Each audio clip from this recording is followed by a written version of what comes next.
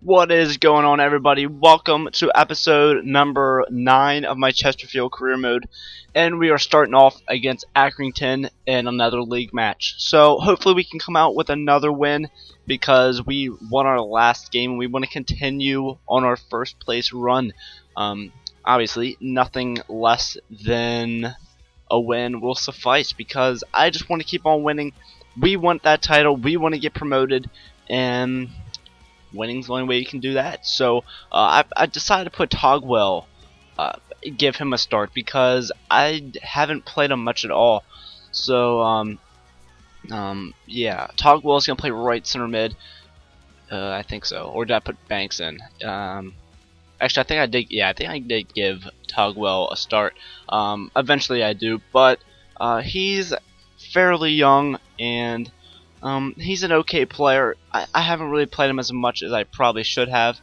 Yeah, I don't give him the start this game, but that striker, I don't know how much longer he's going to stay there. But we started off in the 20th minute with Porter. I thought that was going to be a goal. He was shrugging him off. He was bodying him. And I thought he was going to come out with the goal there, but unfortunately did not. But right here, what a header. Obviously it was a cross, but Talbot, I don't know what his name is, but very good header goal right there, a diving header. He's my right back, so always good to see the outside backs getting in the score sheet. Right here in the 71st minute, Hurd gets a goal. For some reason he points at his leg, even though it was a header goal, but nonetheless that was a nice little header. So 2-0 at this point. It is the 90th minute. They make a big mistake and he didn't pass it, but Banks with his weak foot strikes that into the top right corner to make it 3-0, and we do come out of the game with that result. So yeah, that's a 2-game streak, I believe, at this point. So that's good. We want to keep those wins coming in, and then there we go. Not a very difficult match at that point, but we have 8 shots. They only had 1 shot, and Scunthorpe tied. So and they were facing Northampton. So that means that the second and third place team only got 1 point, which is fantastic. And Portsmouth is actually on the rise. Portsmouth is coming up, and they're giving everyone in the top 5 a run for their money. They kind of came out of nowhere. Yeah, they're now 3rd place, and Plymouth is now 4th place.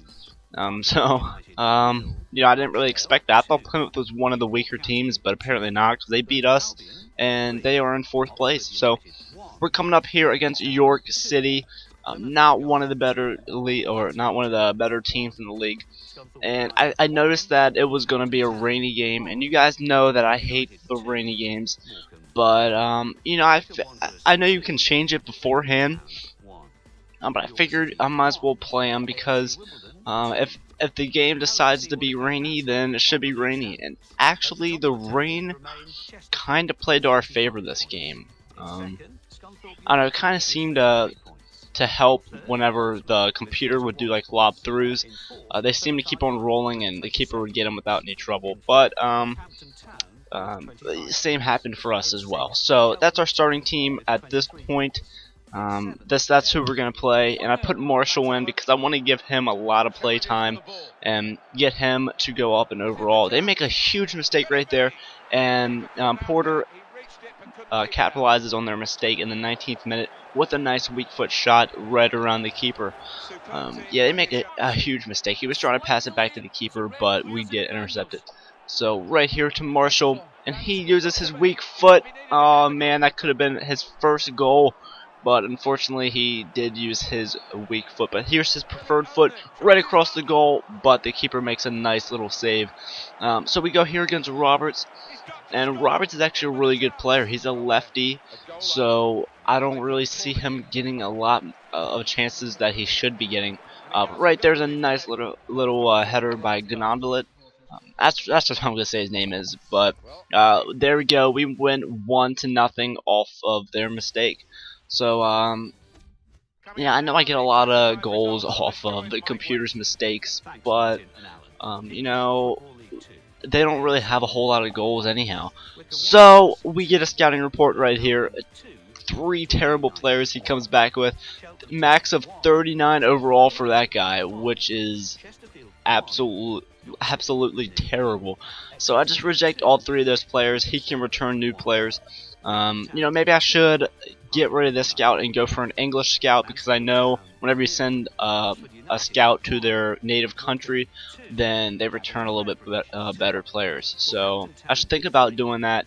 But at this point, we are playing. I don't remember what their name is, but yeah, we're on a 2-game win, or a 3-game, I guess, win streak at this point, and we want to keep that going. That's awesome. We want to keep these wins coming in, and we'll be getting promoted in no time. So yeah, if I get too far ahead, if I happen to be like, I don't know, like 15 points ahead, I will start simulating a couple matches. That's just, you know, I think there's too many games in the season. But if it's close, then I'll just go ahead and play all of them. So yeah, that's how that's gonna work out. And I go ahead and just keep the kickoff in here, because right from kickoff I am breaking down their defense. And this game is real big on, and well, FIFA in general is real big on formation matchups. I don't think it's necessarily teams that I play better against. It's right there, he hits off the post. But I thought this was going to be a goal as well, but O'Shea did not take the touch that I wanted him to. So it ends that little run. But yeah, formation matchups is a big deal, I think, because for example, if you're playing a very attacking formation against a 3-back, then the attacking formation is probably going to do pretty well. So I think I do better against formations rather than against the weaker teams, in my opinion. McSheffrey gets a nice little finesse shot right there. We did take it away from the computer, so you know, a little bit of a mistake by the computer as well. We have 9 shots, they had 0 shots. And right there it does say, actually I didn't see this, it's Scunthorpe. But yeah, that's gonna go ahead and wrap up this episode as well. But I did give Broadhead the start, and he's 19 years of age, and he's actually a pretty good player, so I'll probably give him some more starts. And we have our first match for the FA Cup right here against Hull City, I believe. And then we see this, Chris Porter's loan has ended. So that's very unfortunate, because he's played very well for us. I didn't think it would end till the end of the year. But nonetheless, that is the end of episode number 9. Thanks for watching, and episode 10 will be out shortly. Portsmouth 2, Southend United 0.